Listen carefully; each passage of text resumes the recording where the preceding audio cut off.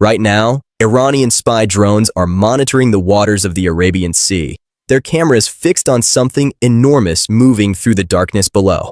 The USS Abraham Lincoln, one of the most powerful aircraft carriers ever built, cuts through these waters with guided missile destroyers flanking its sides, radar systems sweeping the horizon in every direction.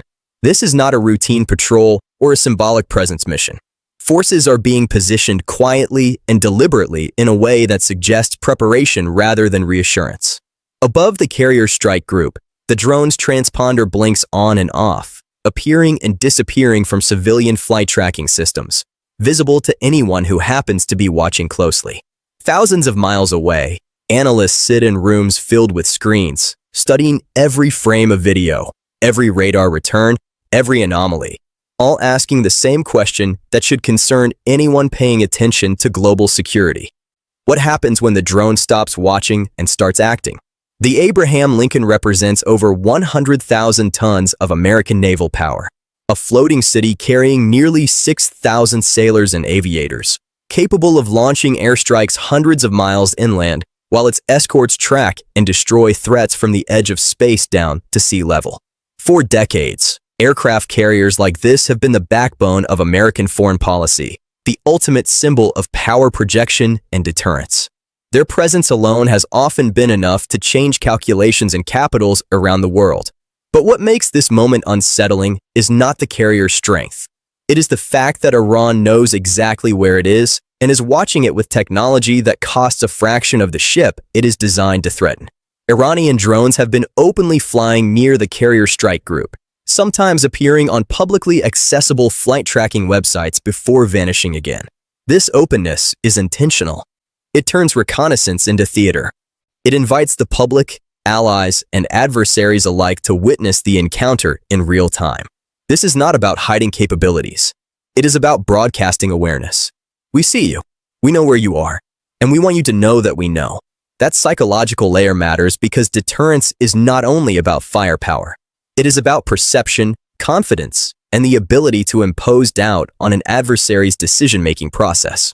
Every minute a drone remains in the air, commanders on both sides are forced to ask how close is too close, how long is too long, and what constitutes a hostile act in an era where surveillance and attack platforms are often indistinguishable. When you zoom out, the picture becomes far more complex and far more dangerous. While Iranian drones circle above American naval assets, Iran is simultaneously coordinating joint naval exercises with China and Russia in nearby waters. Officially, these drills emphasize maritime security, counter-piracy, and humanitarian cooperation, but context matters more than official statements.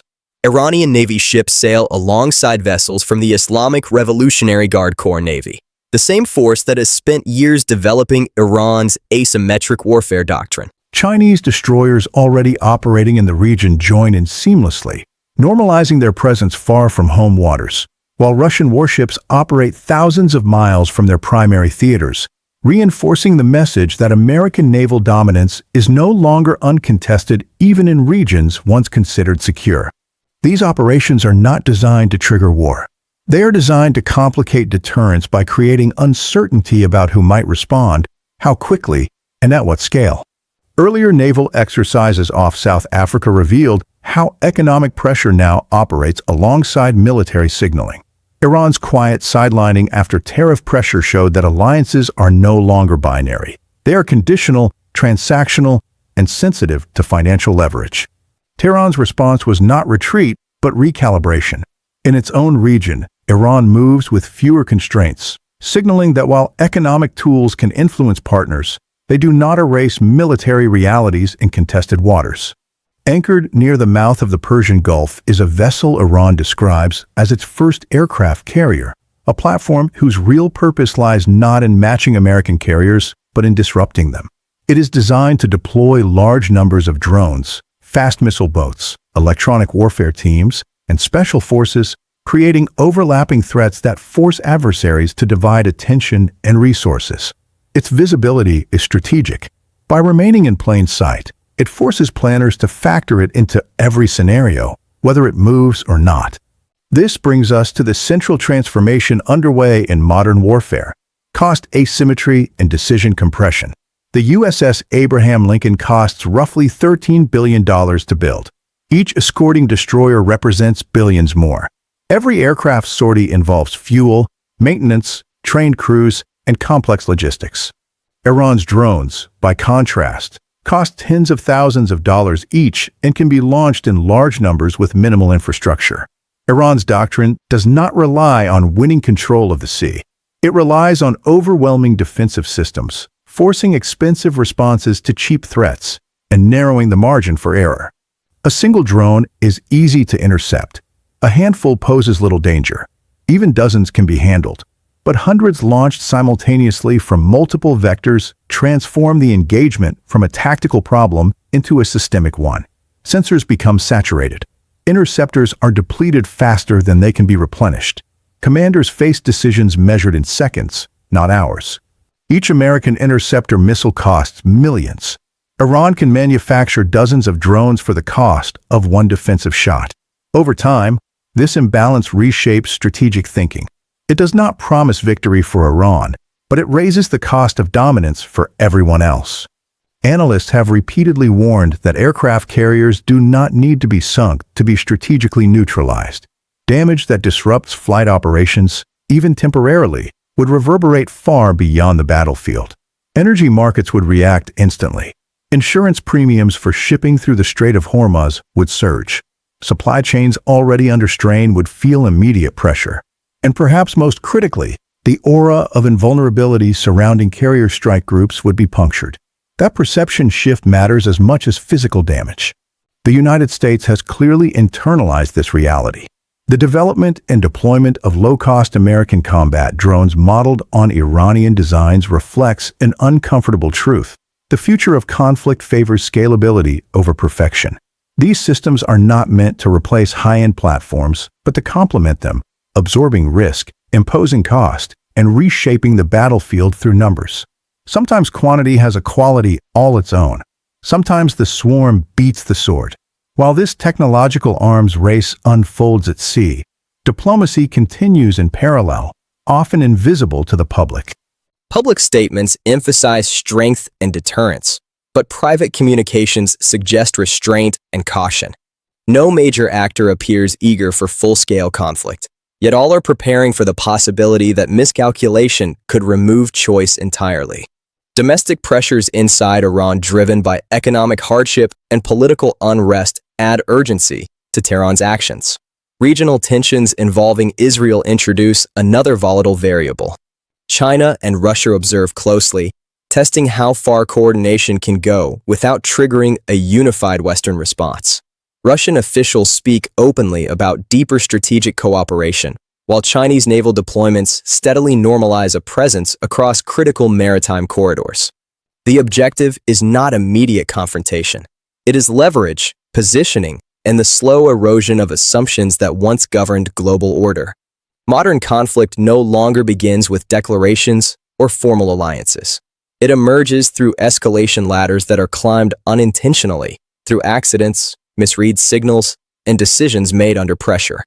The most dangerous question facing the analysts watching those screens is not who possesses the most power or the most advanced weapons, but who makes the first irreversible mistake. Because once that moment arrives, there is no pause button, no diplomatic rewind, only consequences that ripple far beyond the Persian Gulf and reshape global stability in ways no one fully controls. If this breakdown helped you see beyond the headlines, share it with someone who needs it. Drop your honest take in the comments on where you think this leads, and subscribe if you want analysis that goes deeper than surface-level reporting. I'll see you in the next one. And what makes this moment especially dangerous is that none of the actors involved believe they are the ones most likely to blink. Each side assumes the other will ultimately back down, recalibrate, or absorb the pressure quietly. That assumption has ended more eras of stability than outright aggression ever has. In Washington, planners trust in layered defenses, superior intelligence, and decades of operational experience. In Tehran, strategists trust in geography, numbers, and the belief that the United States is increasingly constrained by political optics, alliance management, and economic consequences. Neither belief is irrational, But both cannot be true at the same time. As naval formations maneuver and drones continue to probe invisible boundaries, the margin for misinterpretation narrows further. Every radar ping, every intercepted signal, every split-second decision feeds into a feedback loop that amplifies tension even when no one intends to escalate. Meanwhile, global markets quietly price in uncertainty long before headlines catch up. Energy traders watch shipping lanes more closely than speeches. Insurance firms adjust risk models in real time. Governments far removed from the Persian Gulf prepare contingency plans because they understand that disruption here never stays local. A single incident in these waters would not just test military responses. It would test political resolve, economic resilience, and public patience across continents. And that is the real leverage at play. Not missiles or drones alone, but the ability to impose doubt, delay, and instability at a scale that forces everyone to react.